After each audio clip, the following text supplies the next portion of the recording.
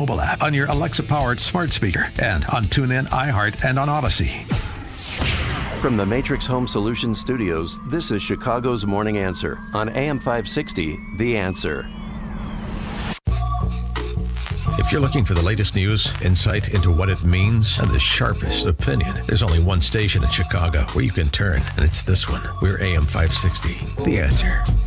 Top of the morning, Dan and Amy. There has been a lot of ink and airtime devoted to George Soros' funding of non-prosecution prosecutors like Kim Foxx in Cook County, appropriately so. There's another billionaire that doesn't have the same profile, and maybe he deserves seeing his profile raised. His name is John Arnold. He's a former energy trader. He's a billionaire philanthropist out of Texas. His various undertakings include a bail calculation tool. This is part of his Advancing Pretrial Policy Research. It's a website. A bail calculation tool used in a lot of jurisdictions covering 75 million people in this country, including Cook County, including Milwaukee County, like Waukesha, the bail calculation tool that may have been employed to determine that the Christmas parade killer should get $1,000 bail, should be out on $1,000 bail for trying to run over his girlfriend with a car before he ran over and killed 14 people with his car.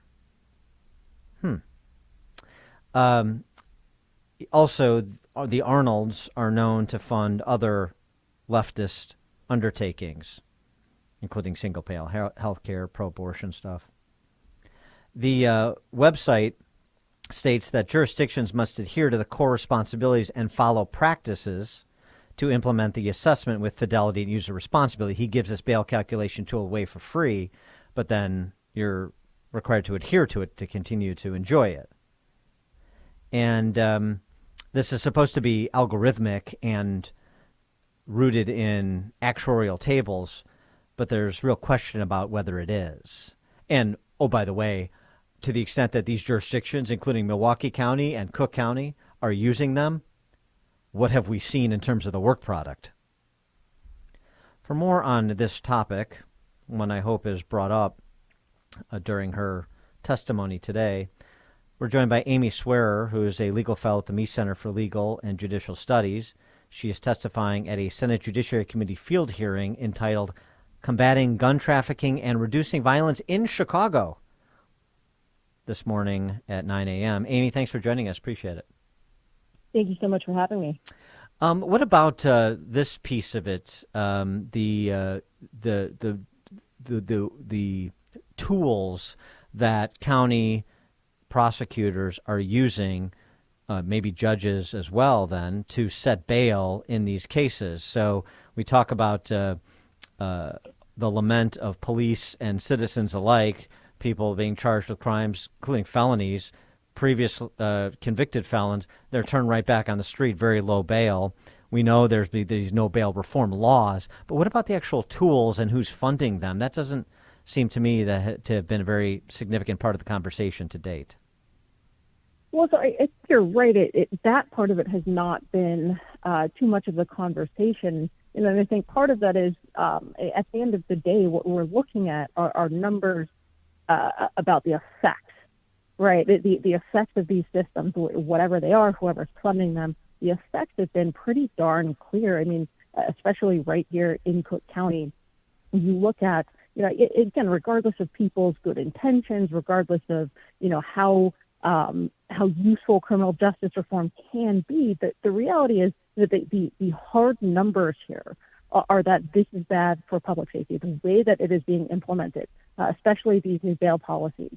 I mean, when you look at the studies that don't fudge the numbers or sort of mischaracterize which crimes are violent and which are not, you find something to the effect of, right here in Cook County, a 33% increase in the number of defendants who are released on bail and then charged in the meantime with committing new violent crimes. That's a pretty substantial number. That's not something you want to see, especially when you have all of these other factors, frankly, across the nation that are leading to this, since we've seen since 2020 this sort of nationwide spike in gun violence. These sorts of bail policies are exacerbating the problem, as well as these, sort of tangential to that, right, are these very progressive prosecutorial tactics, where we're seeing things like in Cook County, five gang members getting picked up on a Friday for shooting, something like 70 rounds into a residential neighborhood. And then by Monday, they're released, not just with no bail, but not facing any charges whatsoever. So I think all of these things are combining together to cause these problems. And I think that's part of the reason that has been, much more of the standard talking points, is because at the end of the day, those are the things that are jeopardizing public safety. Yeah, but why is Kim Foxx, is it her way of non-charging as a way to correct past injustices? Or what exactly do you think it is, why she's letting so many people go on I-bonds or no bonds whatsoever? It's a good question. And I think the sort of the standard underlying premise is, well, yeah, this is part of general criminal justice reform, that there are times where, we are overcharging people, or we shouldn't be charging people. For example, this is a state where you have people like Vivian Brown, who is an otherwise upstanding citizen who has spent 5 years fighting criminal charges for possessing a .22 caliber, bolt action single shot rifle in her home without a firearm owner's identification card, right? So there are instances of overcharging that are very bad, right? The problem is, when you take this so far that you start making a mockery of true criminal justice reform, that's the problem that you run into, and it is sort of mind-boggling. Well, right? it also seems, look, it's sort of like rank order priority. It's a small fraction of the Chicago's population that commits a preponderance of the violent crime, and Right. police largely know who they are. And when you have just this year some 5 or 6 dozen people charged with trying to kill or killing someone and who are convicted felons. They were, electronic monitoring, and so forth. It just seems like let's focus on the habitual violent criminals. We know who they are. We know what their records are. And if you can't deal with that small cohort of the city's population, then you can't deal with anything.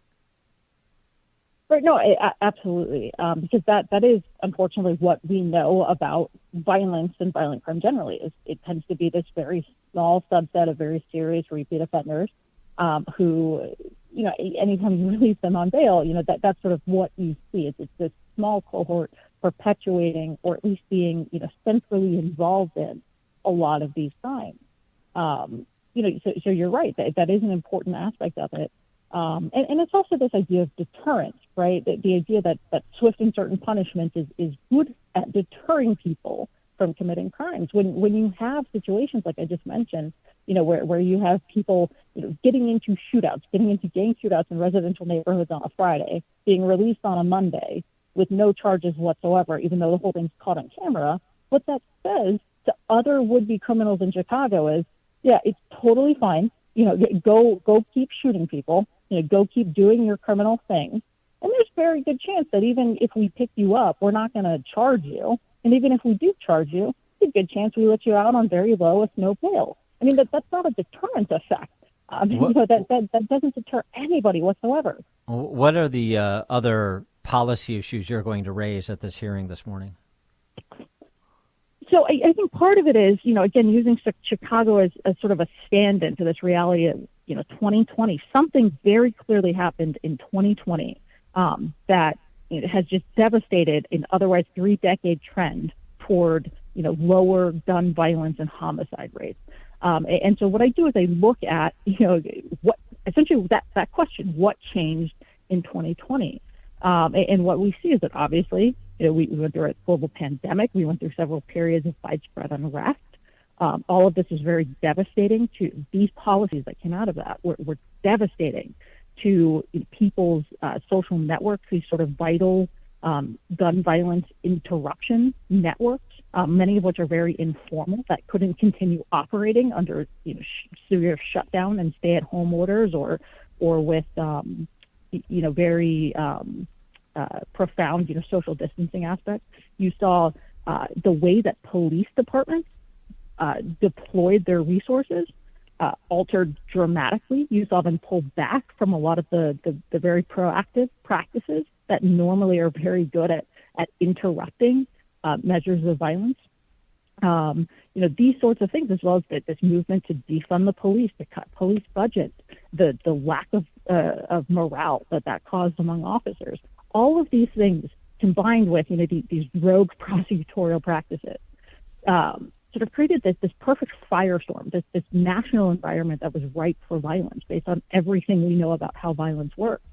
And those are not sort of simple talking points you can wrap up into a nice, neat little bow as a politician, right? It's a lot messier, but those are the starting points that we need to work on when we're looking at this violence spike from 2020. We need to look at our own policies that we put in place during 2020 to deal with some of this, and how it didn't, it had these very detrimental side effects, and we need to talk about that.